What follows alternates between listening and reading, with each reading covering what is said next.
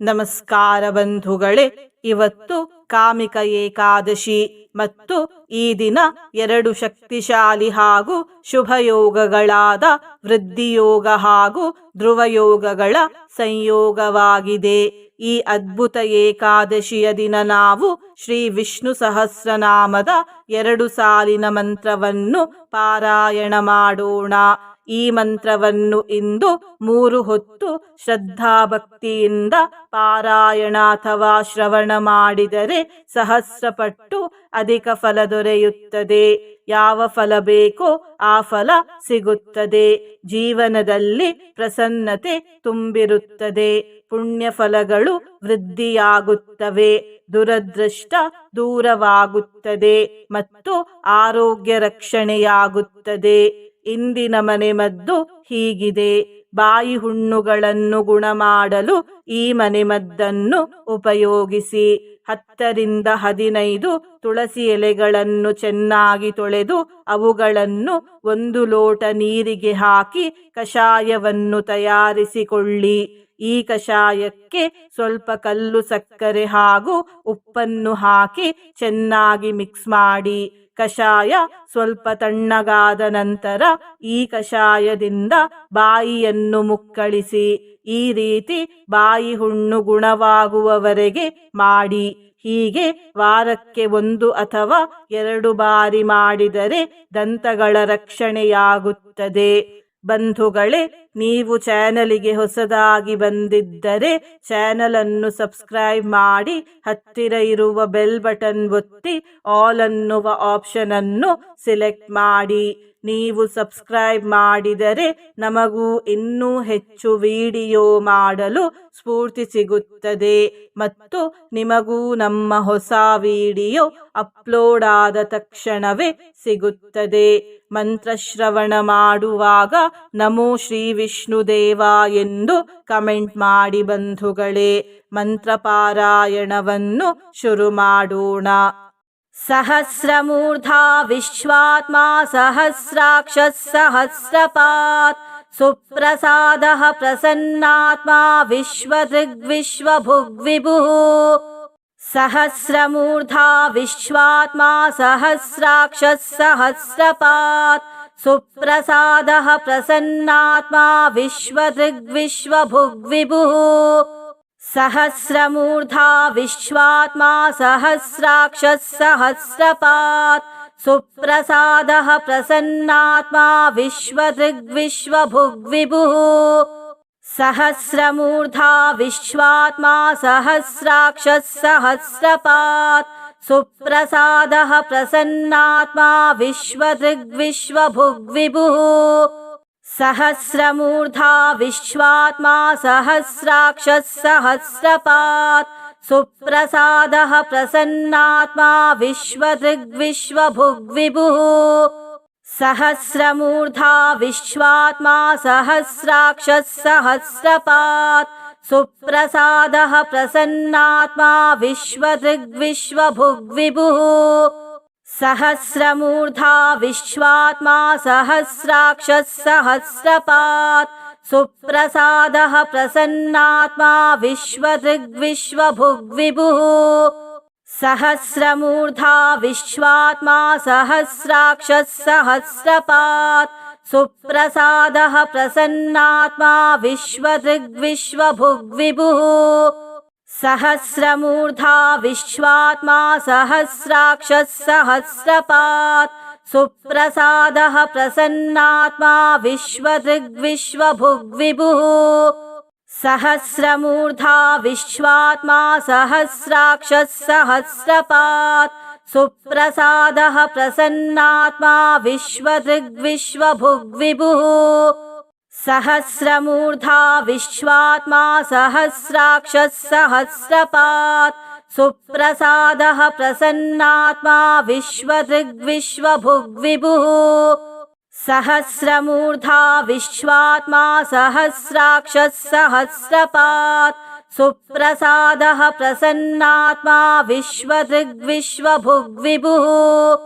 ಸಹಸ್ರಮೂರ್ಧಾ ವಿಶ್ವಾತ್ಮಾ ಸಹಸ್ರಾಕ್ಷಸ್ ಸಹಸ್ರಪಾತ್ सुप्रसादः प्रसन्नात्मा विश्वदृग्विश्वभुग्विभुः सहस्रमूर्धा विश्वात्मा सहस्राक्षः सहस्रपात् सुप्रसादः प्रसन्नात्मा विश्वदृग्विश्वभुग्विभुः सहस्रमूर्धा विश्वात्मा सहस्राक्षः सहस्रपात् सुप्रसादः प्रसन्नात्मा विश्वदृग्विश्वभुग्विभुः सहस्रमूर्धा विश्वात्मा सहस्राक्षः सहस्रपात् सुप्रसादः प्रसन्नात्मा विश्वदृग्विश्वभुग्विभुः सहस्रमूर्धा विश्वात्मा सहस्राक्षः सहस्रपात् सुप्रसादः प्रसन्नात्मा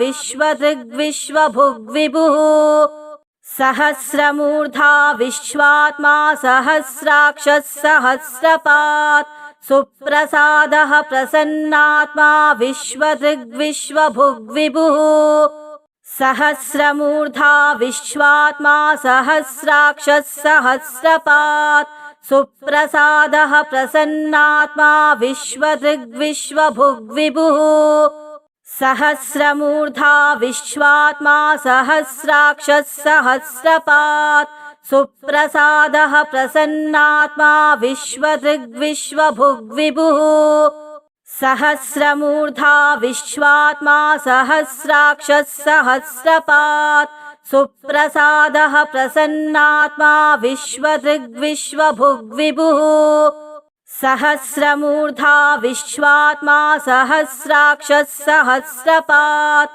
सुप्रसादः प्रसन्नात्मा विश्वदृग्विश्वभुग्विभुः सहस्रमूर्धा विश्वात्मा सहस्राक्षः सहस्रपात् सुप्रसादः प्रसन्नात्मा विश्वदृग्विश्वभुग्विभुः सहस्रमूर्धा विश्वात्मा सहस्राक्षः सहस्रपात् सुप्रसादः प्रसन्नात्मा विश्वदृग्विश्वभुग्विभुः सहस्रमूर्धा विश्वात्मा सहस्राक्षः सहस्रपात् सुप्रसादः प्रसन्नात्मा विश्वदृग्विश्वभुग्विभुः सहस्रमूर्धा विश्वात्मा सहस्राक्षः सहस्रपात् सुप्रसादः प्रसन्नात्मा विश्वदृग्विश्वभुग्विभुः सहस्रमूर्धा विश्वात्मा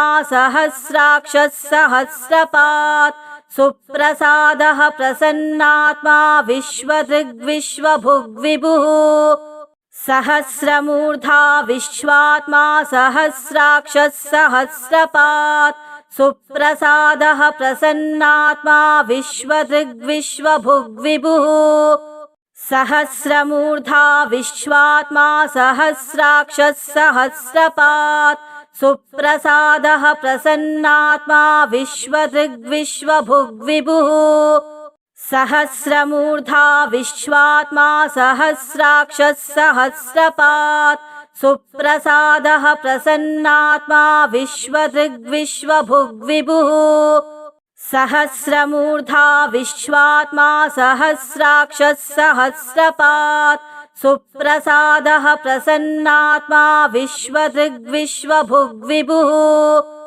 सहस्रमूर्धा विश्वात्मा सहस्राक्षः सहस्रपात् सुप्रसादः प्रसन्नात्मा विश्वदृग्विश्वभुग्विभुः सहस्रमूर्धा विश्वात्मा सहस्राक्षः सहस्रपात् सुप्रसादः प्रसन्नात्मा विश्वदृग्विश्वभुग्विभुः सहस्रमूर्धा विश्वात्मा सहस्राक्षः सहस्रपात् सुप्रसादः प्रसन्नात्मा विश्वदृग्विश्वभुग्विभुः सहस्रमूर्धा विश्वात्मा सहस्राक्षः सहस्रपात् सुप्रसादः प्रसन्नात्मा विश्वदृग्विश्वभुग्विभुः सहस्रमूर्धा विश्वात्मा सहस्राक्षः सहस्रपात् सुप्रसादः प्रसन्नात्मा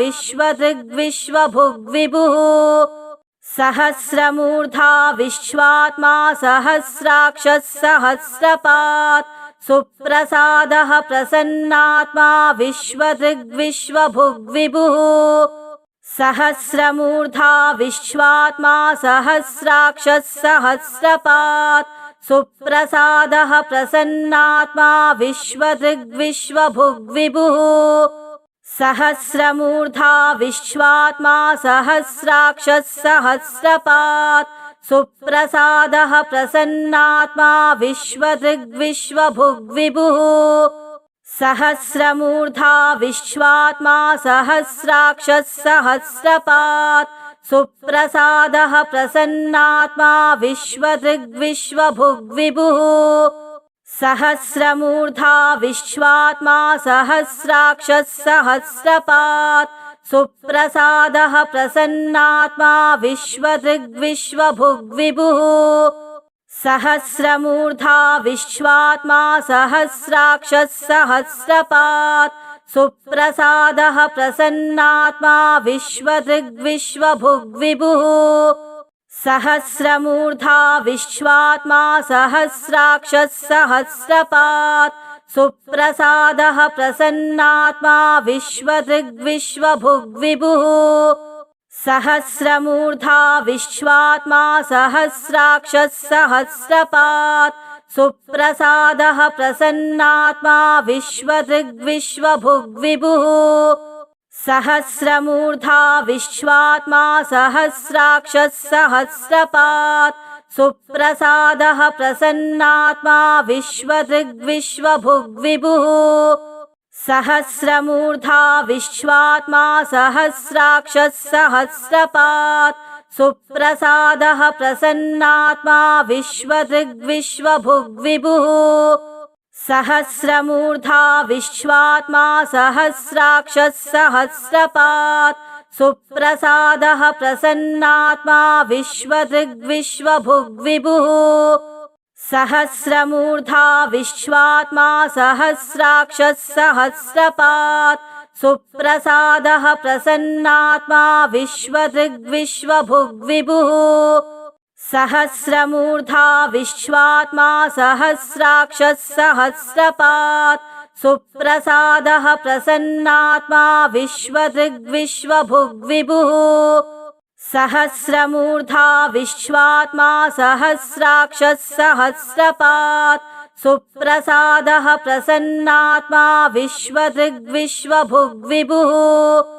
सहस्रमूर्धा विश्वात्मा सहस्राक्षः सहस्रपात् सुप्रसादः प्रसन्नात्मा विश्वदृग्विश्वभुग्विभुः सहस्रमूर्धा विश्वात्मा सहस्राक्षः सहस्रपात् सुप्रसादः प्रसन्नात्मा विश्वदृग्विश्वभुग्विभुः सहस्रमूर्धा विश्वात्मा सहस्राक्षः सहस्रपात् सुप्रसादः प्रसन्नात्मा विश्वदृग्विश्वभुग्विभुः सहस्रमूर्धा विश्वात्मा सहस्राक्षः सहस्रपात् सुप्रसादः प्रसन्नात्मा विश्वदृग्विश्वभुग्विभुः सहस्रमूर्धा विश्वात्मा सहस्राक्षः सहस्रपात् सुप्रसादः प्रसन्नात्मा विश्वदृग्विश्वभुग्विभुः सहस्रमूर्धा विश्वात्मा सहस्राक्षः सहस्रपात् सुप्रसादः प्रसन्नात्मा विश्वदृग्विश्वभुग्विभुः सहस्रमूर्धा विश्वात्मा सहस्राक्षः सहस्रपात् सुप्रसादः प्रसन्नात्मा विश्वदृग्विश्वभुग्विभुः सहस्रमूर्धा विश्वात्मा सहस्राक्षः सहस्रपात् सुप्रसादः प्रसन्नात्मा विश्वदृग्विश्वभुग्विभुः सहस्रमूर्धा विश्वात्मा सहस्राक्षः सहस्रपात् सुप्रसादः प्रसन्नात्मा विश्वदृग्विश्वभुग्विभुः सहस्रमूर्धा विश्वात्मा सहस्राक्षः सहस्रपात्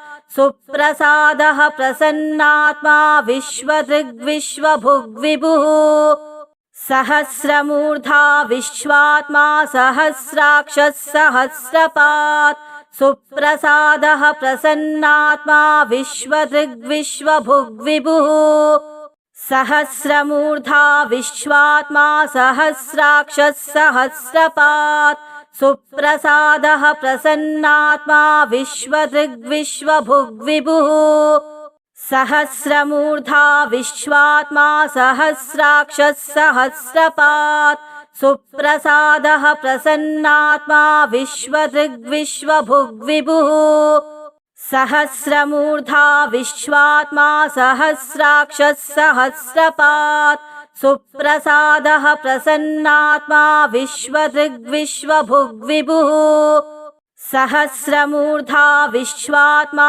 सहस्राक्षः सहस्रपात् सुप्रसादः प्रसन्नात्मा विश्वदृग्विश्वभुग्विभुः सहस्रमूर्धा विश्वात्मा सहस्राक्षः सहस्रपात् सुप्रसादः प्रसन्नात्मा विश्वदृग्विश्वभुग्विभुः सहस्रमूर्धा विश्वात्मा सहस्राक्षः सहस्रपात् सुप्रसादः प्रसन्नात्मा विश्वदृग्विश्वभुग्विभुः सहस्रमूर्धा विश्वात्मा सहस्राक्षः सहस्रपात् सुप्रसादः प्रसन्नात्मा विश्वदृग्विश्वभुग्विभुः सहस्रमूर्धा विश्वात्मा सहस्राक्षः सहस्रपात् सुप्रसादः प्रसन्नात्मा विश्वदृग्विश्वभुग्विभुः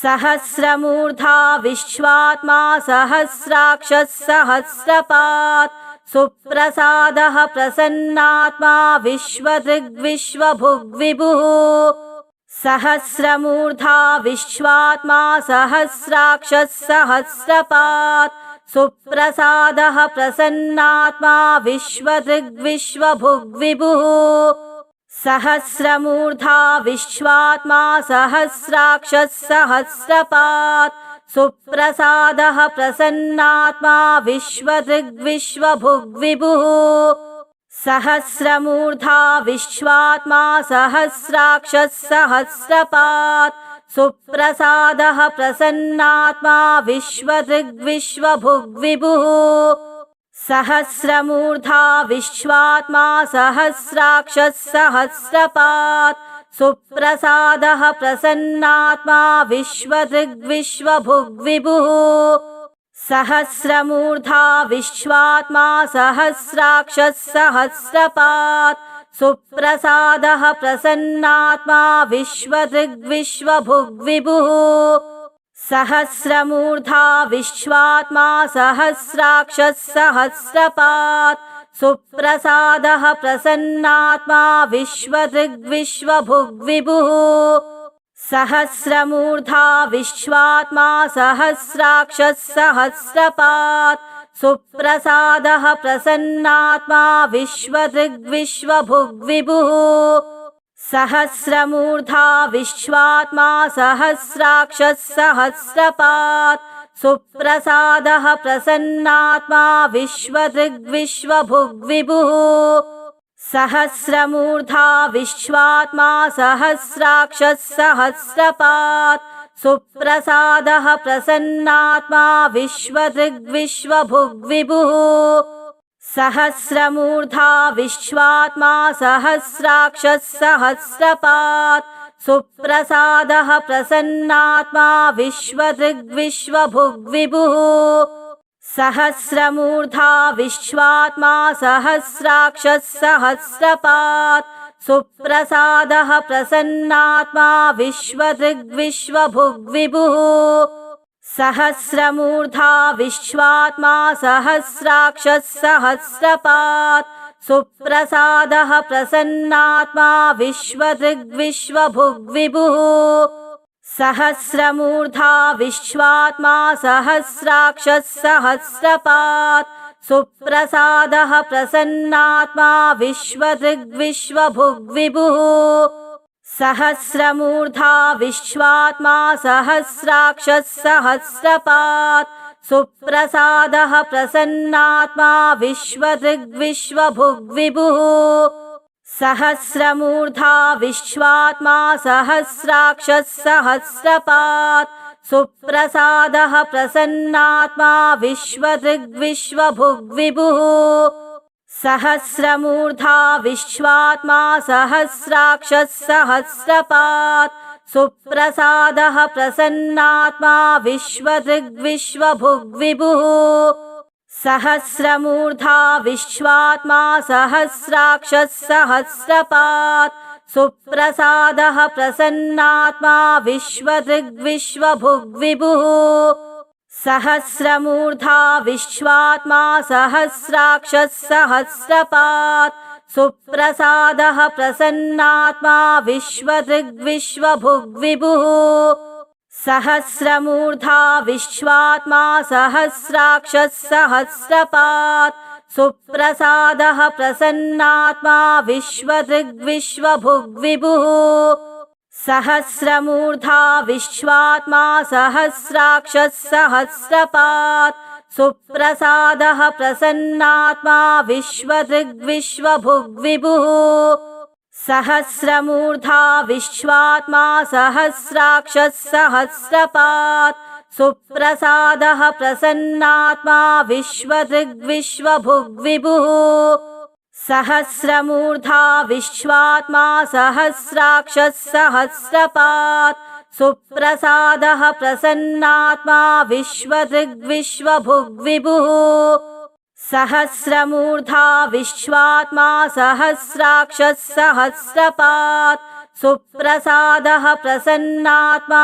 विश्वदृग्विश्वभुग्विभुः सहस्रमूर्धा विश्वात्मा सहस्राक्षः सहस्रपात् सुप्रसादः प्रसन्नात्मा विश्वदृग्विश्वभुग्विभुः सहस्रमूर्धा विश्वात्मा सहस्राक्षः सहस्रपात् सुप्रसादः प्रसन्नात्मा विश्वदृग्विश्वभुग्विभुः सहस्रमूर्धा विश्वात्मा सहस्राक्षः सहस्रपात् सुप्रसादः प्रसन्नात्मा विश्वदृग्विश्वभुग्विभुः सहस्रमूर्धा विश्वात्मा सहस्राक्षः सहस्रपात् सुप्रसादः प्रसन्नात्मा विश्वदृग्विश्वभुग्विभुः सहस्रमूर्धा विश्वात्मा सहस्राक्षः सहस्रपात्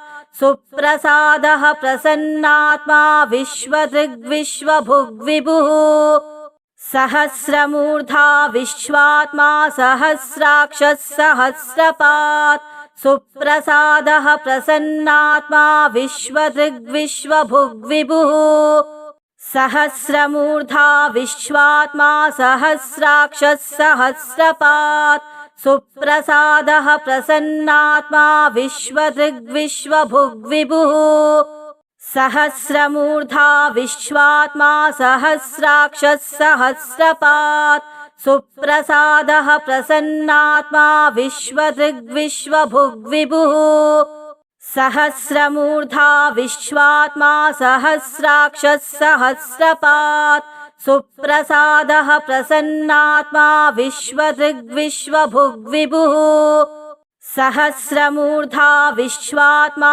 सहस्राक्षः सहस्रपात् सुप्रसादः प्रसन्नात्मा विश्वदृग्विश्वभुग्विभुः सहस्रमूर्धा विश्वात्मा सहस्राक्षः सहस्रपात् सुप्रसादः प्रसन्नात्मा विश्वदृग्विश्वभुग्विभुः सहस्रमूर्धा विश्वात्मा सहस्राक्षः सहस्रपात् सुप्रसादः प्रसन्नात्मा विश्वदृग्विश्वभुग्विभुः सहस्रमूर्धा विश्वात्मा सहस्राक्षः सहस्रपात् सुप्रसादः प्रसन्नात्मा विश्वदृग्विश्वभुग्विभुः सहस्रमूर्धा विश्वात्मा सहस्राक्षः सहस्रपात् सुप्रसादः प्रसन्नात्मा विश्वदृग्विश्वभुग्विभुः